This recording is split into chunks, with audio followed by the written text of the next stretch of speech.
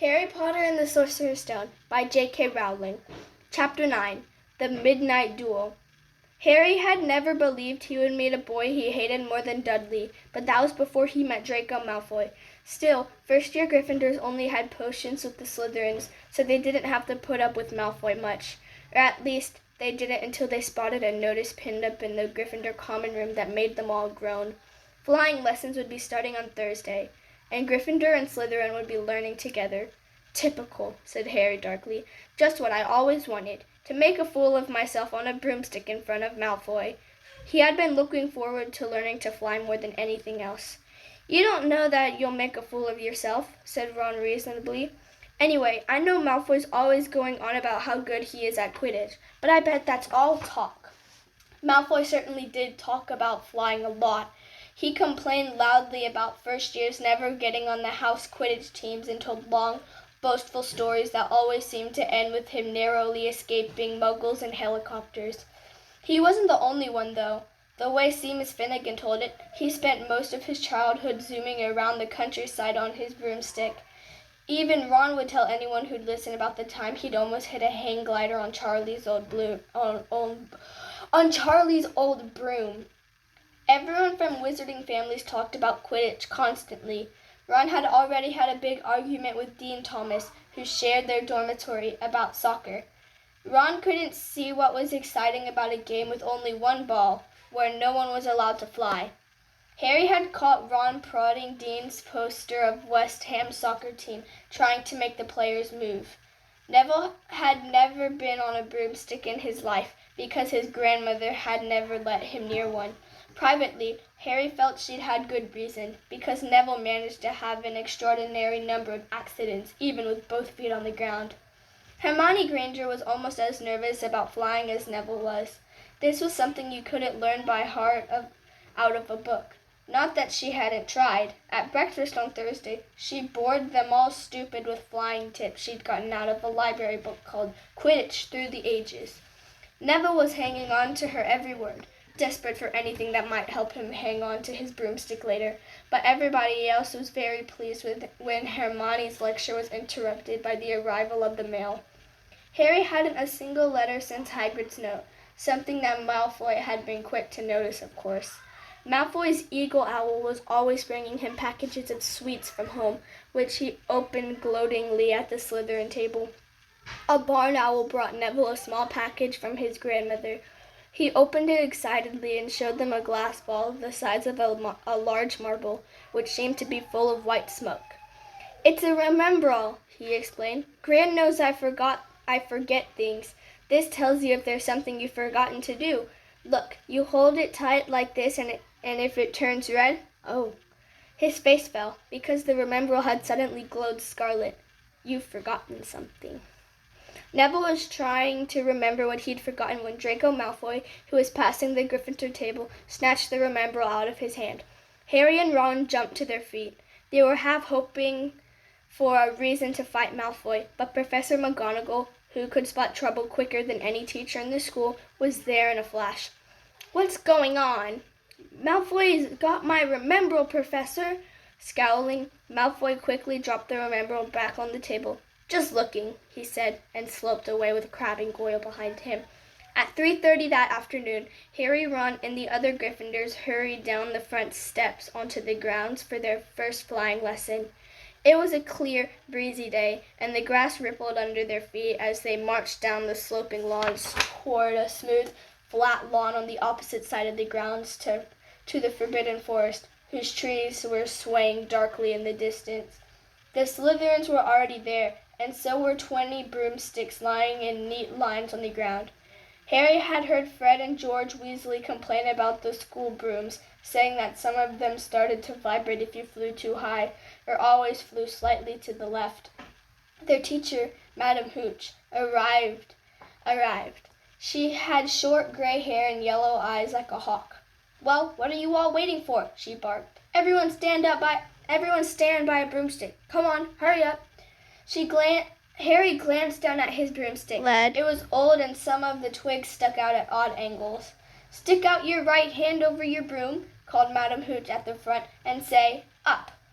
"Up!" everyone shouted. Harry's broom jumped into his hand at once, but it was one of the few that did. Hermione Granger's had simply rolled over on the ground, and Neville's hadn't moved at all. Perhaps brooms, like horses, could tell when you were afraid, thought Harry. There was a quaver in Neville's voice that said only too clearly that he wanted to keep his feet on the ground. Madam Hooch then showed them how to mount their brooms without sliding off the end, and walked up and down the rows, correcting their grips. Harry and Ron were delighted when she told Malfoy he'd been doing it wrong for years. "Now, when I blow my whistle, you kick off from the ground hard," said Madam Hooch. "Keep your broom steady, rise a few feet, and then come straight back down by leaning forward slightly. On my whistle, 3, 2... But Neville, nervous and jumpy and frightened of being left on the ground, pushed off hard before the whistle had touched Madam Hooch's lips. "Come back, boy!" she shouted, but Neville was rising straight up like a cork shot out of a bottle, 12 feet, 20 feet. Harry saw his scared white face look down at the ground, falling away, saw him gasp, slip sideways off the broom, and wham! A thud and a nasty crack, and Neville lay face down on the grass in a heap. His broomstick was still rising higher and higher, and started to drift lazily toward the forbidden forest and out of sight. Madam Hooch was bending over Neville, her face as white as his. "Broken wrist," Harry heard her mutter. "Come on, boy. It's all right. Up you get." She turned to the rest of the class. "None of you is to move while I take this boy to the hospital wing. You leave those brooms where they are, or you'll be out of Hogwarts before you can say Quidditch. Come on, dear." Neville, his face tear-streaked, clutched his wrist, hobbling off with Madam Hooch, who had her arm around him. No sooner were they out of earshot than Malfoy burst into laughter. "Did you see his face? The great lump?" The other Slytherins joined in. "Shut up, Malfoy!" snapped Parvati Patil. "Oh, sticking up for Longbottle," said Pansy Parkinson, a hard-faced Slytherin girl. "Never thought you'd like a fat little crybaby's Parvati." "Look," said Malfoy, darting forward and snatching something out of the grass. "It's that stupid thing Longbottom's Gran sent him." The Remembrall glittered in the sun as he held it up. "Give that here, Malfoy," said Harry quietly. Everyone stopped talking to watch. Malfoy smiled nastily. "I think I'll leave it somewhere for Longbottom to find. How about up a tree?" "Give it here!" Harry yelled, but Malfoy had leapt onto his broomstick and taken off. He hadn't been lying. He could fly well. Hovering level with the topmost branches of an oak, he called, "Come and get it, Potter!" Harry grabbed his broom. "No!" shouted Hermione Granger. "Madam Hooch told us not to move. You'll get us all in trouble." Harry ignored her. Blood was pounding in his ears. He mounted the broom and kicked hard against the ground, and up. Up he soared. Air rushed through his hair, and his robes ripped out behind him. And in a rush of fierce joy, he realized he'd found something he could do without being taught. This was easy. This was wonderful. He pulled his broomstick up a little to take it even higher, and heard screams and gasps of girls back on the ground, and an admiring whoop from Ron. He turned his broomstick sharply to face Malfoy in midair. Malfoy looked stunned. "Give it here," Harry called, "or I'll knock you off that broom." "Oh, yeah?" said Malfoy, trying to sneer, but looking worried. Harry knew somehow what to do. He leaned forward and grasped the broom tightly in both hands, and it shot toward Malfoy like a javelin. Malfoy only just got out of the way in time. Harry made a sharp about-face and held the broom steady. A few people below were clapping. "No Crabbe and Goyle up here to save your neck, Malfoy," Harry called. The same thought seemed to have struck Malfoy. "Catch it if you can, then," he shouted, and threw the glass ball high into the air and streaked back toward the ground. Harry saw it as though in slow motion. The ball rise up in the air and then start to fall. He leaned forward and pointed his broom handle down. The next second, he was gathering speed in a steep dive, racing the ball. Wind whistled in his ears, mingling with the screams of people watching. He stretched out his hand. A foot from the ground, he caught it, just in time to pull his broom straight, and he toppled gently onto the grass with the broom envelope clutched safely in his fist. Harry Potter! His heart sank faster than he'd just dived. Professor McGonagall was running toward them. He got to his feet, trembling. Never in all my time at Hogwarts! Professor McGonagall was almost speechless with shock, and her glasses flashed furiously. How dare you! You might have broken your neck! It wasn't his fault, Professor. Be quiet, Miss Patil. But Malfoy, that's enough! Mr. Weasley, Potter, follow me now! Harry caught sight of Malfoy crabbing Goyle's triumph faces as he left, walking numbly in Professor McGonagall's wake as she strode toward the castle. He was going to be expelled. He just knew it. He wanted to say something to defend himself, but there seemed to be something wrong with his voice. Professor McGonagall was sweeping along without even looking at him. He had to jog to keep up. Now he'd done it. He hadn't even lasted 2 weeks. He'd be packing his bags in 10 minutes. What would the Dursleys say when he turned up on the doorstep? Up the front steps, up the marble staircase inside, and still Professor McGonagall didn't say a word to him. She wrenched open doors and marched along corridors with Harry trotting miserably behind her. Maybe she was taking him to Dumbledore. He thought of Hagrid, expelled, but allowed to stay on as gamekeeper. Perhaps he could be Hagrid's assistant. His stomach twisted as he imagined it, watching Ron and the others becoming wizards while he stumped around the ground. As he stumped around the grounds carrying Hagrid's bags. Professor McGonagall stopped outside a classroom. She opened the door and poked her head inside. "Excuse me, Professor Flitwick, could I borrow Wood for a moment?" Wood thought Harry bewildered. Was Wood a cane she was going to use on him? But Wood turned out to be a person. A burly fifth-year boy who came out of Flitwick's class looking confused. "Follow me, you two," said Professor McGonagall, and they marched up the corridor, Wood looking curiously at Harry. "In here." Professor McGonagall pointed them into a classroom that was empty except for Peeves, who was busy writing rude words on the blackboard. "Out, Peeves," she barked. Peeves threw the chalk into a bin, which clanged loudly, and he swooped out, cursing. Professor McGonagall slammed the door behind him and turned to face the two boys. "Potter, this is Oliver Wood." "Wood, I found you a seeker." Wood's expression changed from puzzlement to delight. "Are you serious, Professor?" "Absolutely," said Professor McGonagall crisply. "The boy's a natural. I've never seen anything like it. Was that your first time on a broomstick, Potter?" Harry nodded silently. He didn't have a clue what was going on, but he didn't seem to be being expelled, and some of the feeling started coming back to his legs. "He caught that thing in his hand after a 50-foot dive," Professor McGonagall told Wood. "Didn't even scratch himself. Charlie Weasley couldn't have done it." Wood was now looking as though all his dreams had come true at once. "Ever seen a game of Quidditch, Potter?" he asked excitedly. "Wood's captain of the Gryffindor team," said Professor McGonagall explained. "He's just the build for a seeker too," said Wood, now walking around Harry and staring at him. "Light, speedy. We'll have to get him a decent broom, Professor. A Nimbus 2000 or a clean sweep 7, I'd say. I shall speak to Professor Dumbledore and see if we can't bend the first-year rule. Heavens knows, we need a better team than last year, flattened in that last match by Slytherin. I couldn't look Severus Snape in the face for weeks." Professor McGonagall peered sternly over her glasses at Harry. I want to hear you're training hard, Potter, or I may change my mind about punishing you." Then she suddenly smiled.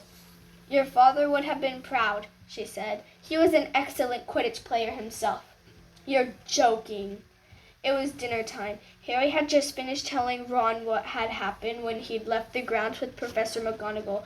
Ron had a piece of steak and kidney pie halfway to his mouth, but he'd forgotten all about it. "Seeker," he said. "But first years never. You must be the youngest house player in about a century," said Harry, shoveling a pie into his mouth.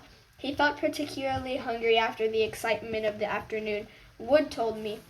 Ron was so amazed, so impressed. He just sat and gaped at Harry.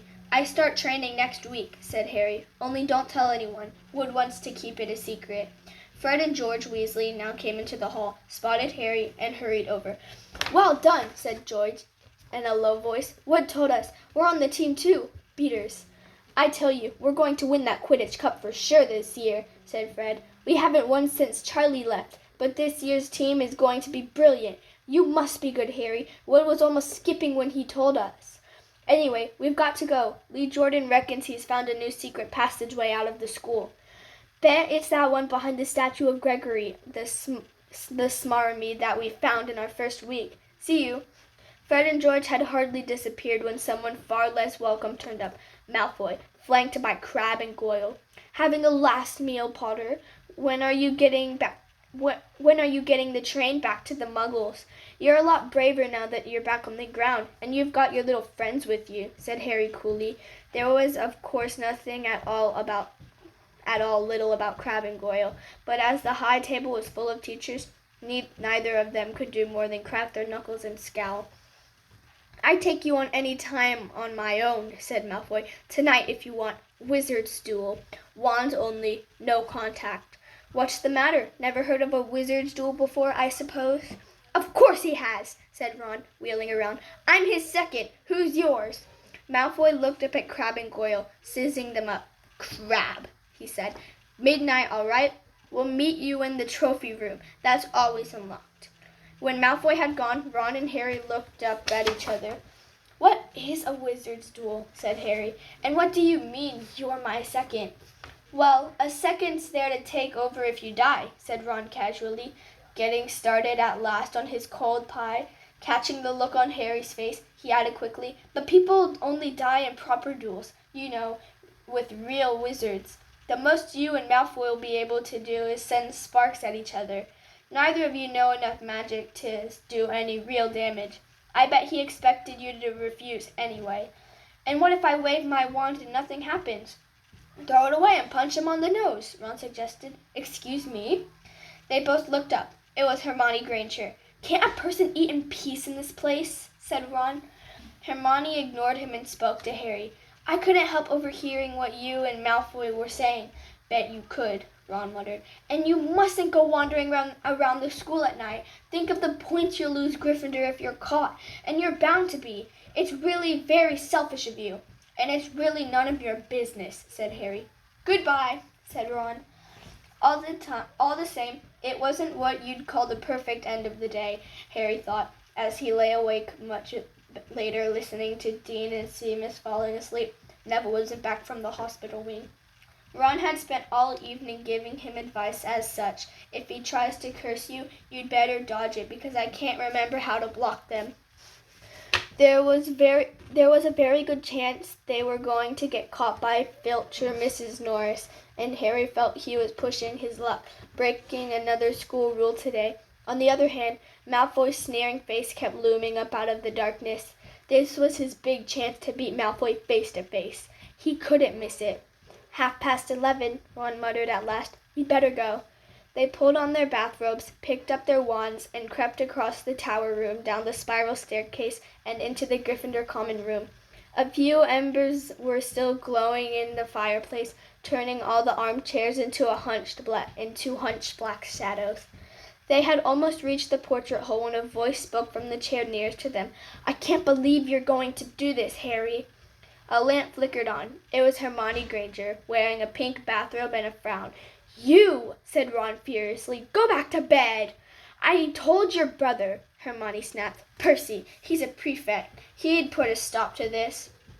Harry couldn't believe anyone could be so infuriating. "Come on," he said to Ron. He pushed open the portrait of the fat lady and climbed through the hole. Hermione wasn't going to give up that easily. She followed Ron through the portrait hole, hissing at them like an angry goose. "Don't you care about Gryffindor? Do you only care about yourselves? I don't want Slytherin to win the House Cup, and you'll lose all the points I got from Professor McGonagall knowing about switching spells." "Go away."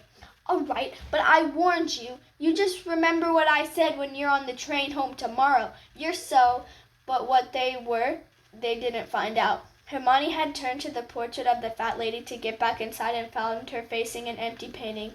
The fat lady had gone on a nighttime visit, and Hermione was locked out of Gryffindor Tower. "Now what am I going to do?" she asked shrilly. "That's your problem," said Ron. "We've got to go. We're going to be late." They hadn't even reached the end of the corridor when Hermione caught up with them. I'm coming with you," she said. "You are not. Do you think I'm going to stand out here and wait for Filch to catch me? If he finds all three of us, I'll tell him the truth, that I was trying to stop you, and you can back me up." "You've got some nerve," Ron said loudly. "Shut up, both of you," said Harry sharply. "I heard something. It was a sort of snuffling." "Mrs. Norris?" breathed Ron, squinting through the dark. It wasn't Mrs. Norris. It was Neville. He was curled up on the floor, fast asleep, but jerked suddenly awake as they crept near. "Thank goodness you found me. I've been out here for hours. I couldn't remember the new password to get into bed." "Keep your voice down, Neville. The password's pig snout, but it won't help you now. The fat lady's gone off somewhere." "How's your arm?" said Harry. "Fine," said Neville, showing him. "Madame Pomfrey mended it in about a minute." "Good. Well, look, Neville, we've got to be somewhere. We'll see you later." "Don't leave me," said Neville, scrambling to his feet. "I don't want to stay here alone. The Bloody Baron's been passed twice already." Ron looked at his watch and then glared furiously at Hermione and Neville. "If either of you get us caught, I'll never rest until I've learned that curse of the bogies Quirrell told us about and used it on you." Hermione opened her mouth, perhaps to tell Ron exactly how to use the curse of the bogies, but Harry hissed at her to be quiet and beckoned them all forward. They flitted along the corridors, stripped with bars of moonlight from the high windows. At every turn Harry expected to run into Filch or Mrs. Norris, but they were lucky. They sped up a staircase to the third floor and tiptoed toward the trophy room. Malfoy and Crabbe weren't there yet. The crystal trophy cases glimmered where the moonlight caught them. Cups, shields, plates, and statues winked silver and gold in the darkness. They edged along the walls, keeping their eyes on the door at either end of the room. Harry took out his wand in case Malfoy leapt in and started at once. The minutes crept by. "He's late. Maybe he's chickened out," Ron whispered. Then a noise in the next room made them jump. Harry had only just raised his wand when he heard someone speak, and it wasn't Malfoy. "Sniff around, my sweet. They might be lurking in a corner." It was Filch speaking to Mrs. Norris, horror-struck. Harry waved madly at the other three to follow him as quickly as possible. They scurried silently toward the door, away from Filch's voice. Neville's robes had barely whipped around the corner when they heard Filch enter the trophy room. "They're in here somewhere," they heard him mutter. "Probably hiding." "This way," Harry mounted the others, and petrified, they began to creep down a long gallery full of suits of armor. They could hear Filch getting near. Neville suddenly let out a frightened squeak and broke into a run. He tripped, grabbed Ron around the waist, and the pair of them toppled right into a suit of armor. The clanging and crashing were enough to wake the whole castle. "Run!" Harry yelled, and the four of them sprinted down the gallery, not looking back to see whether Filch was following. They swung around the doorpost and galloped down one corridor, then another. Harry in the lead, without any idea where they were or where they were going. They ripped through a tapestry and found themselves in a hidden passageway, hurtled along, and came out near the Charms classroom, which they knew was miles from the trophy room. "I think we've lost him," said Harry, panted, leaning against the cold wall and wiping his forehead. Neville was bent double, wheezing and spluttering. "I told you," Hermione gasped, clutching at the stitch in her chest. "I told you." "We've got to get back to Gryffindor Tower," said Ron, "quickly as possible." "Malfoy tricked you," Hermione said to Harry. "You realize that, don't you? He was never going to meet you. Filch knew someone was going to be in the trophy room. Malfoy must have tipped him off." Harry thought she was probably right, but he wasn't going to tell her that. "Let's go." It wasn't going to be that simple. They hadn't gone more than a dozen paces when a doorknob rattled and something came shooting out of a classroom in front of them. It was Peeves. He caught sight of them and gave a squeal of delight. "Shut up, Peeves! Please, you'll get us thrown out." Peeves cackled. Wanders around at midnight, ickle firsties. Tut, tut, tut, naughty, naughty, you'll get caughty. Not if you don't give us away, Peeves, please. Should I tell Filch? I should, said Peeves in a saintly voice, but his eyes glittered wickedly. It's for your own good, you know. Get out of the way, snapped Ron, taking a swipe at Peeves. This was a big mistake. Student out of bed! Students out of bed, Peeves bellowed. Students out of bed, down the charms corridor. Ducking under Peeves, they ran for their lives, right to the end of the corridor where they slammed into a door, and it was locked. This is it, Ron moaned as they pushed helplessly at the door. We're done for. This is the end. They could hear footsteps, Filch running as fast as he could toward Peeves' shouts. Oh, move over, Hermione snarled. She grabbed Harry's wand, tapped the lock, and whispered, Aloha Mora. The lock clicked and the door swung past. They piled through it, shut it quickly, and pressed their ears against it, listening. Which way did they go, Peeves? Filch was saying. Quick, tell me. Say please. Don't mess with me, Peeves. Now where did they go? Shan't say nothing if you don't say please, said Peeves in his annoying sing-song voice. All right, please. Nothing, ha ha. I told you I wouldn't say nothing if you didn't say please, ha ha ha. And they heard the sound of Peeves whooshing away and Filch cursing in rage. He thinks this door is locked, Harry whispered. I think we'll be okay. Get off, Neville. For Neville had been tugging on the sleeve of Harry's bathrobe for the last minute. What? Harry turned around and saw quite clearly what. For a moment he was sure he'd walked into a nightmare. This was too much on top of everything that had happened so far.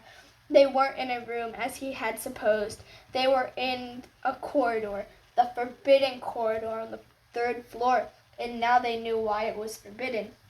They were looking straight into the eyes of a monstrous dog, a dog that filled the whole space between the ceiling and floor. It had 3 heads, 3 pairs of rolling mad eyes, 3 noses twitching and quivering in their direction, 3 drooling mouths, saliva hanging in slippery ropes from yellowish fangs. It was standing quite still, all 6 eyes staring at them, and Harry knew that the only reason they weren't already dead was that their sudden appearance had taken it by surprise. But it was quickly getting over that. There was no mistaking what those thunderous growls meant. Harry groped for the doorknob, but between Filch and death, he'd take Filch. They fell backward. Harry slammed the door shut, and they ran. They almost flew back down the corridor. Filch must have hurried off to look for them somewhere else, because they didn't see him anywhere. But they hardly cared. All they wanted to do was put as much space as possible between them and that monster. They didn't stop running until they reached the portrait of the fat lady on the 7th floor. Where on earth have you all been? She asked, looking at their bathrobes hanging off their shoulders and their flushed, sweaty faces. Never mind that. Pig snout, panted Harry, and the portrait swung forward. They scrambled into the common room and collapsed, trembling into armchairs. It was a while before any of them said anything. Neville, indeed, looked as if he'd never speak again. What do you think they're doing, keeping a thing like that locked up in a school? Said Ron finally. If any dog needs exercise, that one does. Hermione had got both of her breath and her bad temper back again. Don't you use your eyes, any of you, do you? She snapped. Didn't you see what it was standing on? The floor? Harry suggested. I wasn't looking at its feet. I was too busy with its heads.